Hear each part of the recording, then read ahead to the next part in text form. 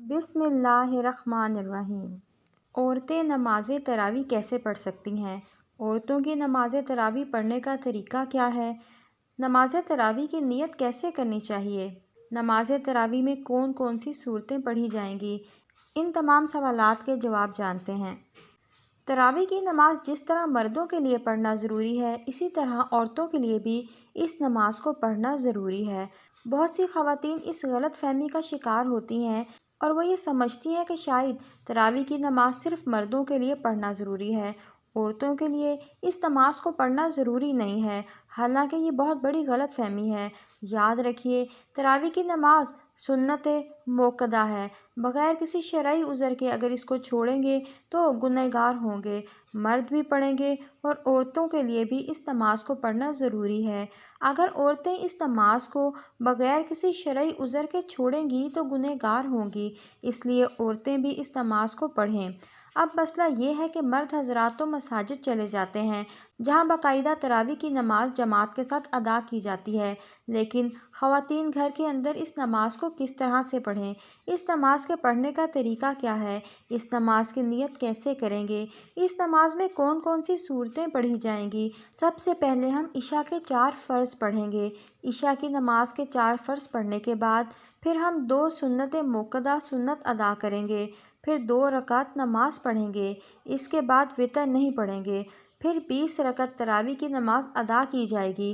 20 رکعت تراویح کی نماز پڑھیں گے، 2 رکعت کر کے تراویح کی نماز پڑھیں گے، اور اگر آپ 4 رکعت پڑھیں تو تب بھی کوئی حرج نہیں، نماز ہو جائے گی، لیکن بہتر یہی ہے کہ 2 رکعت کر کے پڑھی جائے۔ تراویح کی ہر 4 رکعات کے بعد تراویح کی تسبیح یا دعا کو پڑھیں گے۔ اگر آپ کو دعا زبانی نہیں آتی تو اس کو آپ دیکھ کر بھی پڑھ سکتے ہیں۔ 20 رکعات اس طرح سے مکمل ہوگی۔ 20 رکعات تراویح کی نماز پڑھنے کے بعد پھر 2 وتر پڑھے جائیں گے، پھر 2 نفل پڑھے جائیں گے۔ اب مسئلہ یہ ہے کہ ان 20 رکعتوں میں ہم نے کون سی صورتیں پڑھنی ہیں؟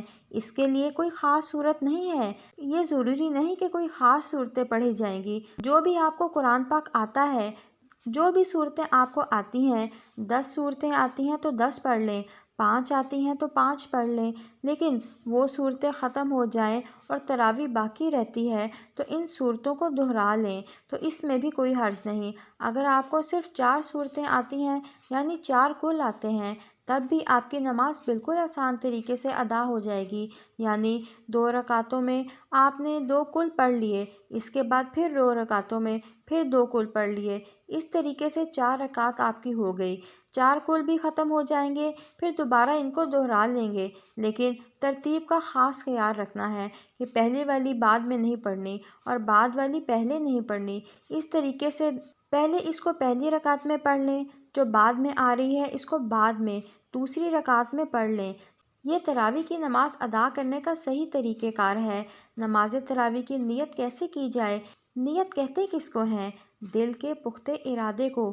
زبان سے نیت کرنا کوئی ضروری نہیں، کوئی لازم نہیں، کوئی شرط نہیں۔ دل کے اندر جو آپ کا ارادہ ہے، آپ کھڑی ہوئی ہیں، آپ نے دل کے اندر ارادہ کیا ہے کہ میں 2 رکعت تراویح کی نماز پڑھ رہی ہوں، بس یہی نیت ہوگی۔ اس کے علاوہ کوئی زبان سے نیت کرنا، کوئی مخصوص الفاظ استعمال کرنا ضروری نہیں، لیکن علماء بیان فرماتے ہیں کہ زبان سے نیت کرنا یہ مستحب ہے۔ اگر آپ زبان سے نیت کریں تو اس طرح بھی کر سکتے ہیں کہ میں نیت کرتی ہوں 2 رکعت نماز تراویح واسطے اللہ تبارک و تعالیٰ کے منہ میرا کعبہ شریف کی جانب، اللہ اکبر۔ یہ طریقہ ہے نیت کرنے کا زبان سے، لیکن کوئی ضروری نہیں کہ 20 رکعت ختم ہو جانے کے بعد بھی دعا پڑھیں گے۔ دعا کرنے کے بعد پھر وتر کی نماز پڑھی جائے گی، کیونکہ ہم نے پہلے وتر کی نماز نہیں پڑھی تھی۔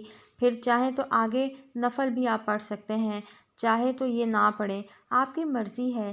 وتر پڑھنے کے بعد آپ کی نماز ختم ہو جائے گی۔ یہ نماز تراویح ادا کرنے کا بہترین اور صحیح طریقہ ہے۔